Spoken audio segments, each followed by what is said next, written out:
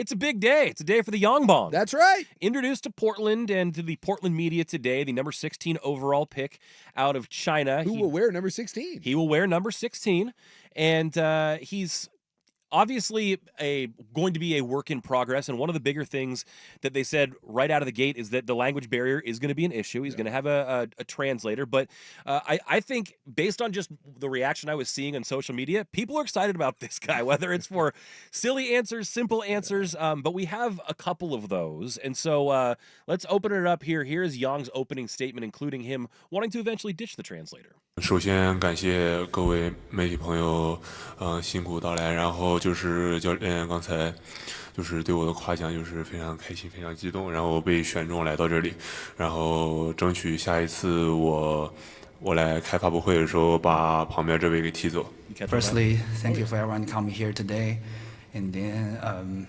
he feels so excited to come here, be one of the Blazers, and also Coach Chansey is like our probation, making him feel good.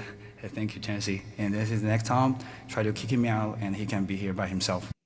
So the translator says, yeah, he wants to kick me out of here. And so clearly seems like he wants to get up to speed as quickly as possible. Like, people are going to have to be patient, but already saying the right things out of the gate. Sure. And then additionally, we learned about his off-court interests. This, just the English part of that answer. Sometimes I sleep. All time sleep, and I like play PS5, and I like eat. He'll fit right in. Well, he's a 19-year-old kid, and by the way, good for him for making the attempt. Yes, right, 100%. Like, by all accounts, like you said, here is someone, because like when a lot of baseball players come over and they just they have no desire to learn. They kind of punt on it. They just say, like, that part of it's going to be a headache for me. Yeah. It's just easier if I don't bother. Yes. And there are plenty of guys, and you know this, there are plenty of guys like in baseball that can speak English well enough to do those interviews if they wanted to, but they're like, I don't want, I just don't, you don't want stuff getting lost in translation. Well, you're going to get, a lot of times you get made fun of. Yep. Right? You don't want to sound dumb. And you don't want to be, like you said, lost in translation. So I think it's really awesome that at 20 years old, that already he's coming over saying, look, we're going to ditch this translator eventually.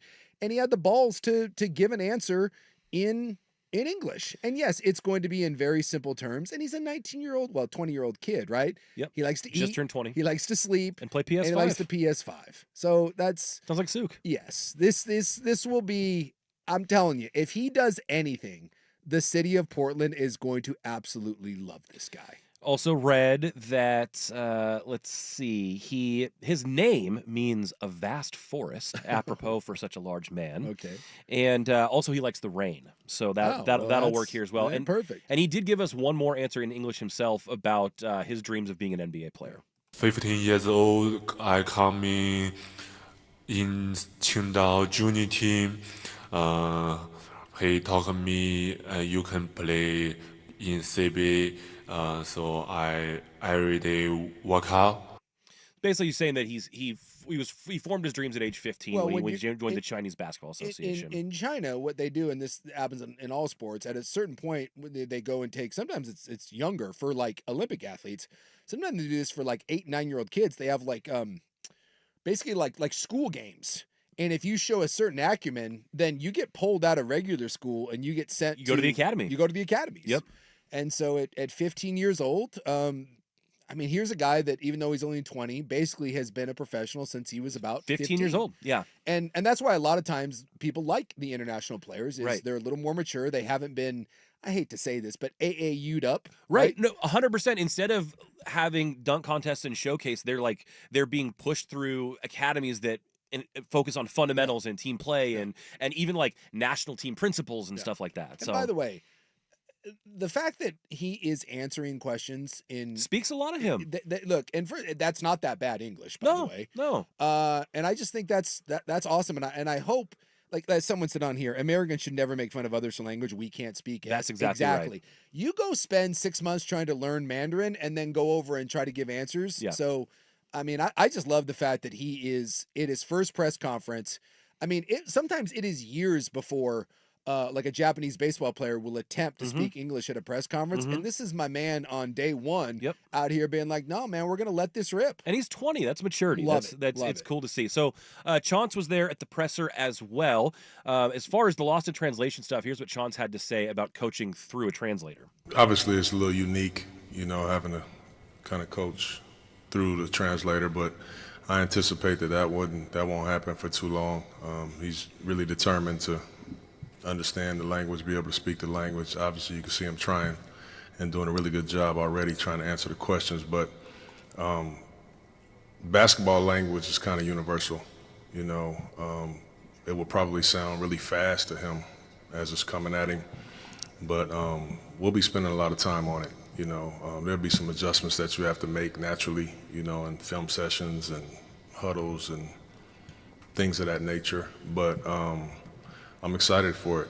Yeah, that's not going to be a hard time. I don't know if you've ever had, if you've ever done something, whether a sport or activity where you don't speak the language. It's very easy and it's very quick to pick up. Like in my jiu-jitsu class, we have actually a lot of Brazilians that speak only Portuguese, or we have visiting professors that don't speak English very well, Sure. and that sports language is, like you said, it's universal. Will it happen fast? Absolutely, but that is not going to be 6 months from now. Any sort of basketball communication is not going to be a problem. Well, and when you're in a huddle, there's only so many things that it's going to be, Yes. messaging wise. Yes. I mean, like there's a couple things that it could be, and you'll be able to figure that out. Yes. He's not going to be asking you what your brunch order is. No, like this will be a non-factor in a short period of time. And the Blazers certainly not the first team to deal with this either. So they've clearly got a plan in place. But then, additionally, Chauncey was asked about his expectations for Yong in his rookie season. I just see him just continuing to get better and better and better and learn our game, learn our system, offensively and defensively, learning the language. It's just so much development that needs to happen. But I will feel very comfortable putting him in the game right now. He's that good, So to me, this is not like a project type of situation. This guy's ready to go, But he's in, a crowded room. DA, BC, and Rob, Hansen, WAP. So this will be an incredible educational year for him. And when he does get a chance to play, I think everybody will be really impressed. Yeah, can I also say kudos to them for not putting training wheels on this thing? Yeah. Look, I understand he's 20 years old. Do you know how many guys in the draft are 20 years old? Almost all of them. Almost all of them. Yeah. Okay. And you are not a 46th pick. You were told that this was a guy that you could not pass up. That's why you take him there when everyone else called it a reach, because you think he can do it now. You also thought that he would have been your guy last year, right?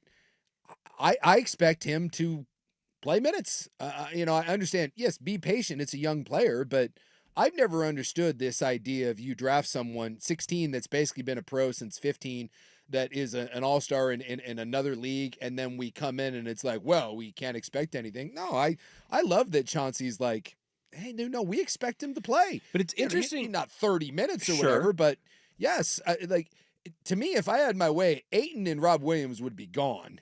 And your future should be Those young guys. these young guys. The future of that position is Donovan Clingan, and you got Yong. So and then you got Duop Reith in there Exactly, as a backup yeah, option. whatever. So, dude, let the youngs play and see what you got. I'll be bummed if this is an 8 minutes a day sort of thing. And- Get them out there.